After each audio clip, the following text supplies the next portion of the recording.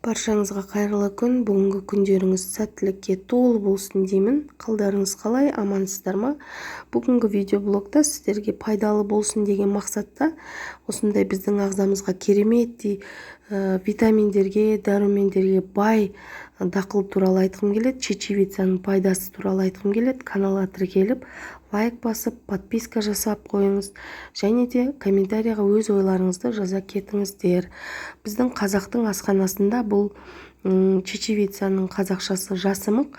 Жасымық өте кең танымал емес деп айтсам болады. Жалпы жасымықты көп адамдар білмеуі де мүмкін, кейбір адамдар жемеуі де мүмкін. Бірақ бұның біздің ағзамызға қажетті витаминге толы екенін білсеңіз, бәлкім сіз де жейтін шығарсыз деген оймен видео жасап отырмын. Бағалап кетіңіздер. Баршаңызға мың алғыс. Жасымықтың құрамында біздің ағзамызға қажетті барлық микроэлементтердің бәрі бар. Ішінде бұл кальций, магний, калий, фосфор, темір, йод бар, сонымен қатар мырыш, селен, ең кереметі омега-3, омега-6 май қышқылдары бар. Және де біздің теріміздің жылтырауына, шашымыздың аз түсуіне, денсаулығымыздың жақсы болуына, иммунитетіміздің өз еркімен күресе алатындай жағдайға жетуіне керемет ықпал ететін өте қарапайым дақыл. Және де бұл чечевицаның құрамында ақуызға өте бай. Ақуыз 60% ақуыздан тұрады. Сол себепті қаншалықты жесеңіз де, көп жесеңіз де, күнделікті жесеңіз де, бұл ағзаға тез сіңіп кететін, тез қорытылатын дақылдардың бірі.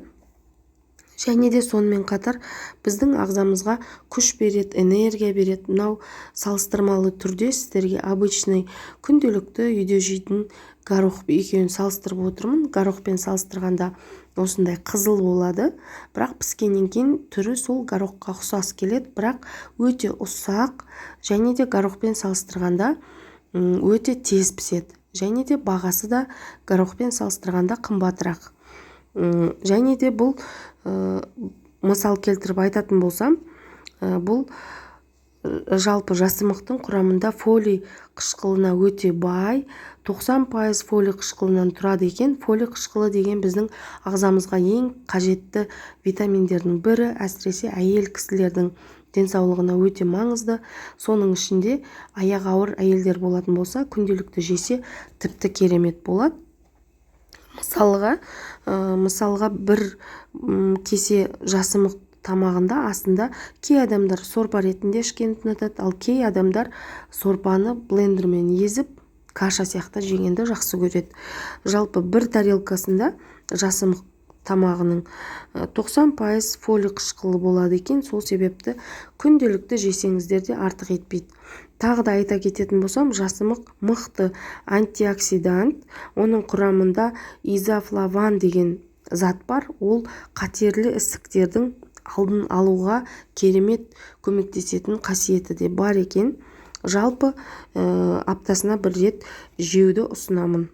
Қандай ауруға емдейтін болсаңыздар, бұл жүрек қан тамыр ауруларына, қант диабетімен ауыратын адамдарға жеген өте пайдалы, себебі ағзадағы қант деңгейін азайтады, асқазанды тез қорытуға көмектеседі.